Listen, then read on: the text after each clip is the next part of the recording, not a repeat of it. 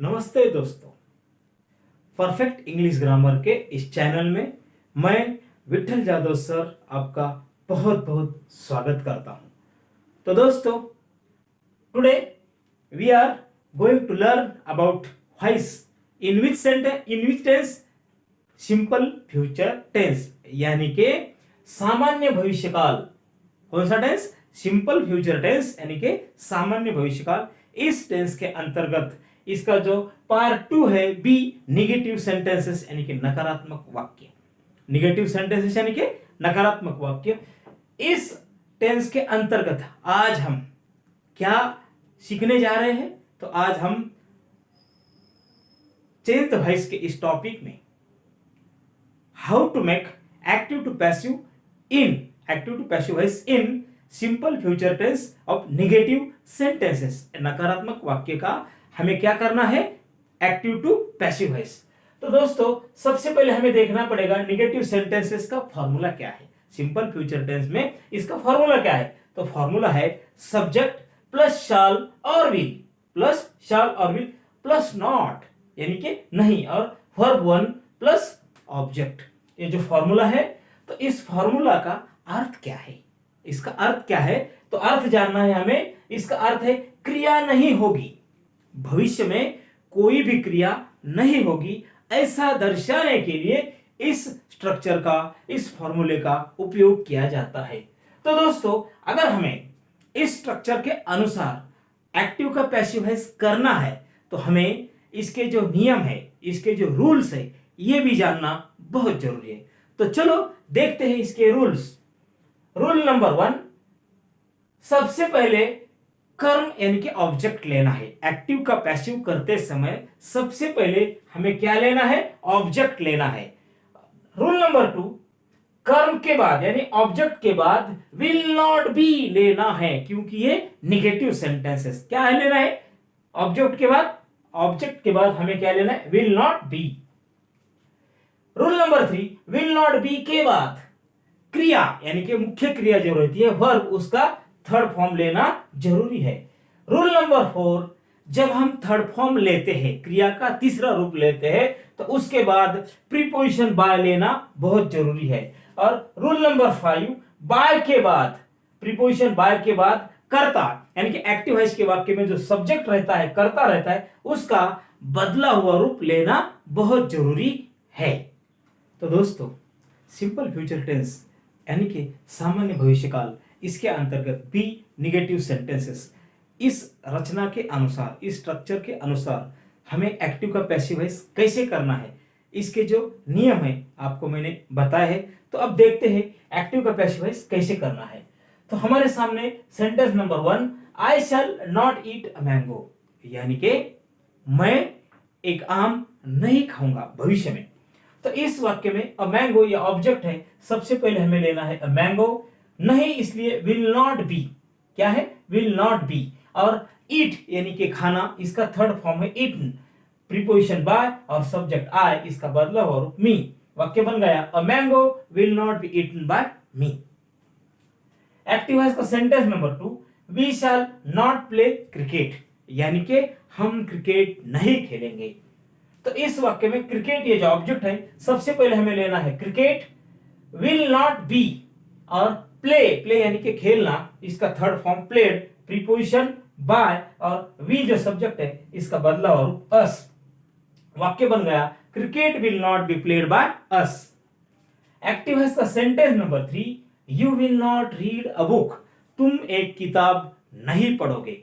तो इस वाक्य में अ बुक ये जो ऑब्जेक्ट है, सबसे पहले पैसिव के लिए लेना अ book, will not be, red ये जो क्रिया है यानी कि पढ़ना, इसका थर्ड फॉर्म रेड ही है, प्रीपोजिशन बाय और सब्जेक्ट यू, इसका बदला हो रूप यू, इसमें कोई बदलाव नहीं आता। वाक्य बन गया पैसिव वॉइस का a book will not be read by you. Active voice का sentence number 4, they will not catch a tiger, यानी कि वे एक शेर को नहीं पकड़ेंगे।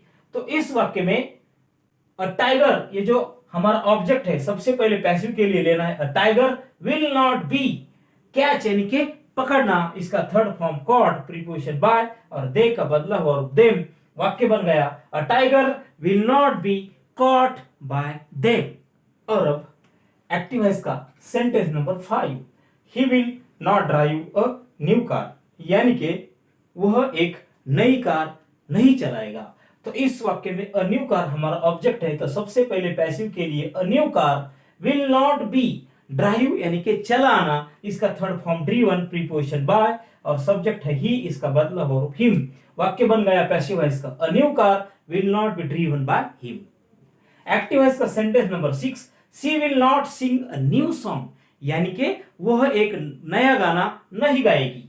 तो इस वाक्य में अ न्यू सॉन्ग हमारा ऑब्जेक्ट है, तो सबसे पहले आएगा अ new song will not be, और सिंग यानी कि गाना, इसका थर्ड फॉर्म संग, प्रीपोजिशन बाय, और सी का बदला हो हर।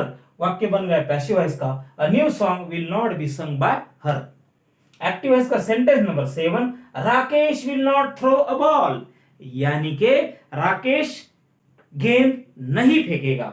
तो इस वाक्य में अ बॉल, ये जो हमारा ऑब्जेक्ट है, सबसे पहले क्या आएगा, a ball will not be, throw यानी कि फेंकना, इसका third form thrown, preposition by, और सब्जेक्ट राकेश। वाक्य बन गया पैसिव वॉइस का, a ball will not be thrown by Rakesh.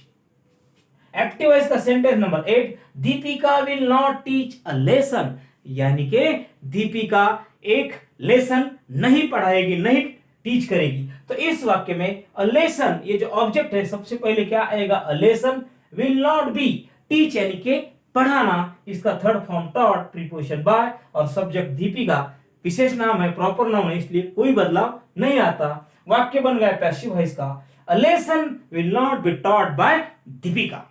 और अब एक्टिव वॉइस का sentence number 9, Vimal will not make sentences, यानी कि विमल कोई भी वाक्य नहीं बनाएगी। तो सेंटेंसेस, ये जो हमारा ऑब्जेक्ट है, प्लूरल है, तो सबसे पहले पैसिव के लिए लेना है सेंटेंसेस विल नॉट बी, और मेक यानी कि बनाना, इसका third form made, preposition by, और सब्जेक्ट विमल। वाक्य बन गया sentences will not be made by Vimal. Active voice का sentence number 10, Vidya will not ask questions, यानी कि विद्या कोई भी सवाल नहीं पूछेगी। तो इस वाक्य में क्वेश्चंस, ये जो ऑब्जेक्ट है, सबसे पहले पैसिव के लिए लेना है क्वेश्चंस विल नॉट बी, और आस्क यानी कि पूछना, इसका third form ask, preposition by, और सब्जेक्ट विद्या। वाक्य बन गया questions will not be asked by Vidya. Active voice का sentence number 11, Mayuri will not eat fruits, यानी कि मयूरी कोई भी फल नहीं खाएगी। तो इस वाक्य में फ्रूट्स, ये जो ऑब्जेक्ट है, पैसिव के लिए सबसे पहले लेना है fruits will not be, eat यानी खाना, इसका third form eating, preposition by, और सब्जेक्ट मयूरी। वाक्य बन गया पैसिव का, fruits will not be eaten by Mayuri. तो इस तरह सिंपल फ्यूचर टेंस यानी कि निगेटिव सेंटेंसेस, नकारात्मक वाक्य, इसका जो स्ट्रक्चर है, इस स्ट्रक्चर के अनुसार आज हमने आपके सामने 11 एग्जांपल्स यानी कि 11 उदाहरण आपके सामने सॉल्यूशन के साथ यहां बताए हैं। इसके रूल भी आपको बताए हैं।